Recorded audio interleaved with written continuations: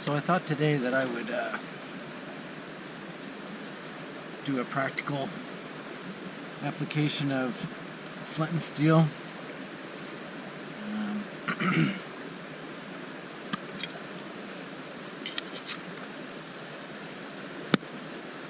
Get out my kit and what I'm going to use to start this fire with, the flint and steel kit. And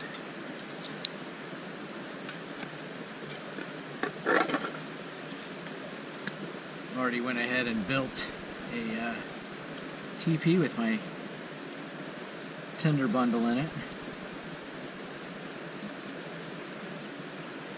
And this is just pine pitch and shavings that I use to start fires with. And I'm going to go ahead and just slip that in there. So when I do catch a flame, that flame will just pop right up. Kind of an extra security blanket for me. And like we did before, take the char, pinch it on top of your flint, and we're going to strike it down and fast.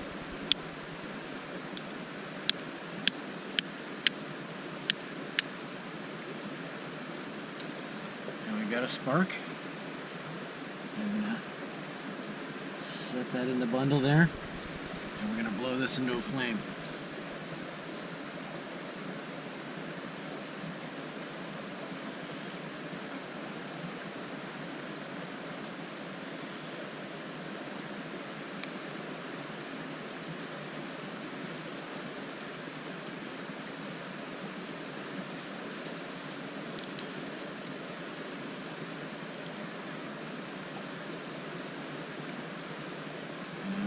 Got our fire. Right, we're just going to feed really tiny pieces of wood and on that little delicate flame, get that flame going nice and good.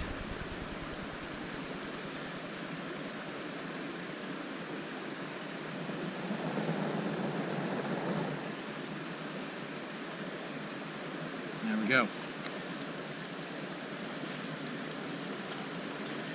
One of the reasons why I got this fire going today was because I wanted to make some natural char. So I've got some punk wood in here that I'm going to put into my tin.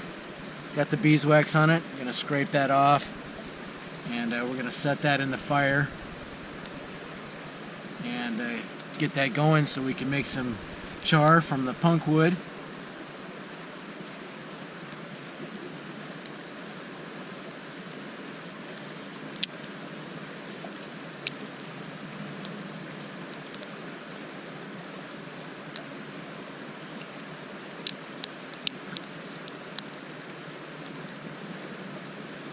Real simple.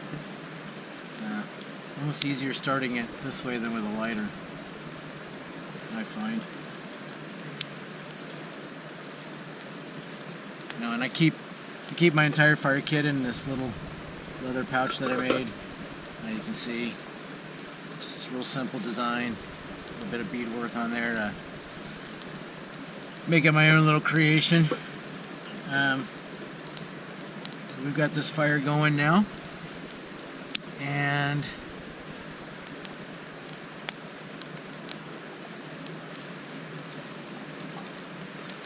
get that in there so we can start.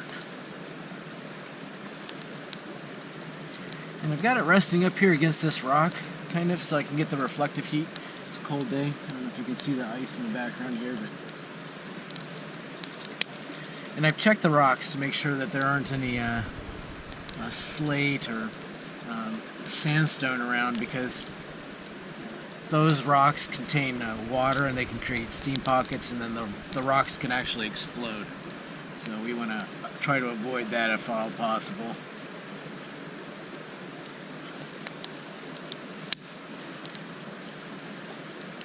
Alright, we've got this fire going, I think.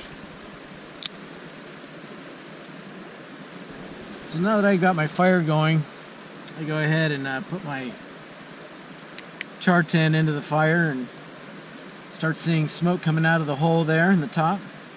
When the smoke is totally gone, and